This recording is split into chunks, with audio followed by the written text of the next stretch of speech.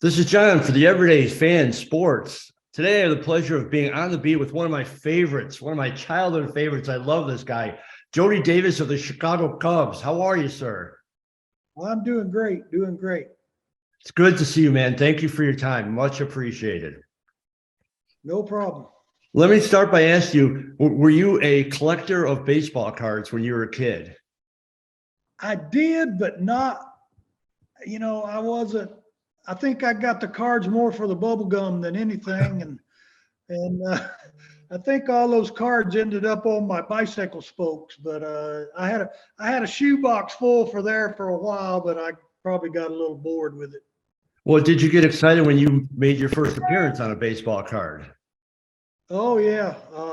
The first one I was in Double A with the Mets in Jackson, Mississippi, and they're all the leading up to everybody getting a baseball card, and I was certainly thrilled. And then I got my card, and they spelled my name wrong on my first one, so they spelled it Jodie. So it doesn't matter. It's kind of a collector's item that way now. Do you have a favorite card of yours from your career? I do. I have one of the cards. I actually hit a grand slam in that picture. It's an action photo, and definitely my favorite card. Awesome. I don't know which one it is, though.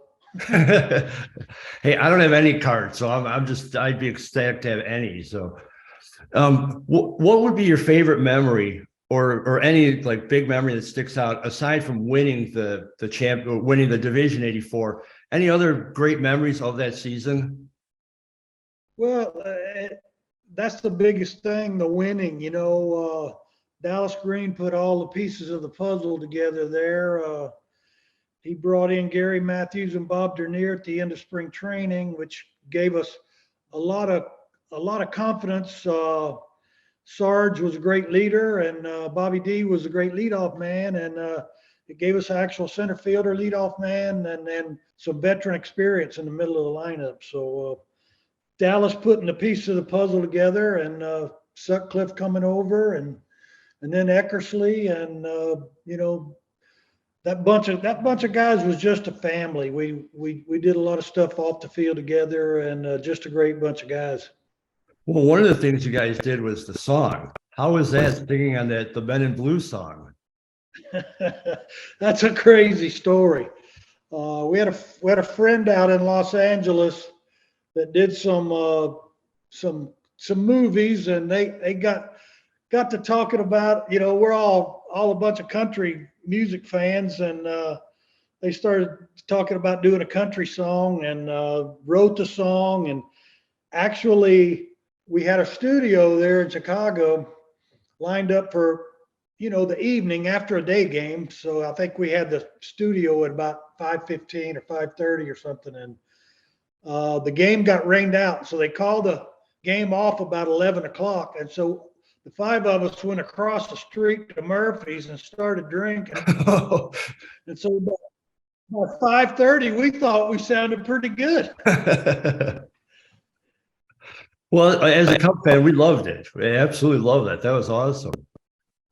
Well, I thought the song and doing the song was fun, and then we had to go out on Wrigley Field and lip sync it with the gates open, and that was probably the most embarrassing moment of my life at Wrigley Field. Oh no! Oh no! Now, you were part of a major historic event at Wrigley Field. How crazy was it for that first night game? Oh, it was crazy. It was leading up to it too. We had several practices, and the lights were, some places in the outfield were dark, and so there are moving lights, and just everything leading up to it, all the way back to, obviously the residents of right around Wrigley didn't want them, and so the fight that went on with Dallas and the neighborhood, and then the practice, and then every news outlet in the world was at Wrigley Field that night for the first night game. So just a lot of excitement. And Harry Caray, going back to the song, Harry Caray always would sing Jody Davis. What did they do to you? How cool was that? How did it help your image? Well, Harry was really good to me. I mean, I don't, I, I refer to Harry as just a Cub fan with the mic, and Harry could get on you on the air today, and they would boo you at Wrigley tomorrow. So, that's the thing though. Me being on the field, Harry being on the air, I didn't hear a lot of it unless I went home and had the game recorded and watched the game again and heard Harry singing. But seems like the words changed every day, and you know he came up with some good lines. But Harry Harry was great to me. And when you left the Cubs in at the end of your career, you left the Cubs. Was that something that because you ended up going to Atlanta Braves, your home state? Was that something you wanted to do? How did all that develop? No, I didn't ever want to leave Chicago. I wanted to play my whole career right there. Damon Berryhill was their first round draft pick in '84, so they felt like he was ready with that bunch. I mean, they had Grace and Maddox and Dunston and Palmeiro and Damon just kind of fit in with that bunch coming through the minor leagues with them. But no, I didn't want to leave. I came back home, but we had several options of other places we could go, or I could have been a free agent. But I guess it came right down to my dad. My dad wanted me to come home probably as much as anything, and so he kind of talked me into it. But I certainly didn't want to leave Chicago. But at least did you enjoy playing in front of your home state fans for that a little over a season? I know. I enjoyed playing for them more coming in here as a Cub because I wore them out pretty good. But there's a lot of things. Being around home, a lot of things involved with that. But like I said, I didn't want to leave Chicago. I loved it there. I loved the Cub fans, but Braves weren't very good then either. I tell everybody the Braves owe it all to me because I got released and retired, and they went to the playoffs 16 years in a row after I was gone. They owe it all to me. There you go. There you go. They should send you playoff residual checks for that. No, I know. I felt honored enough that the Cubs gave me a World Series ring when they won it in '16. So I keep waiting for the Braves to call and tell me they're going to give me one too, but probably be waiting on that call a while. Well, speaking of awards and stuff, what would it mean for you to be in the Cubs Hall of Fame?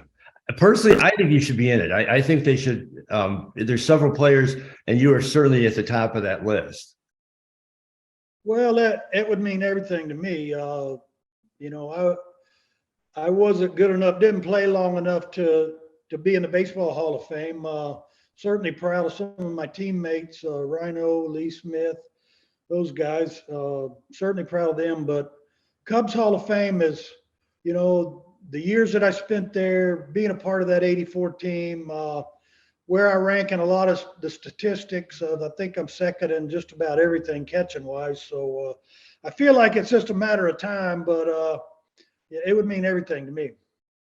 And do you keep in touch with your ex-teammates? Are you close to any of them? Yeah, we do. The Cubs convention is huge for us, obviously getting back to Chicago, and all our teammates are gathered there, and we really missed it during the COVID years, but it started back now. So I keep up with some of them. Keith Moreland called me the other night, and I called Lee Smith a couple nights ago, and we're trying to plan a get together up there at Wrigley sometime this summer because we haven't seen each other in so long.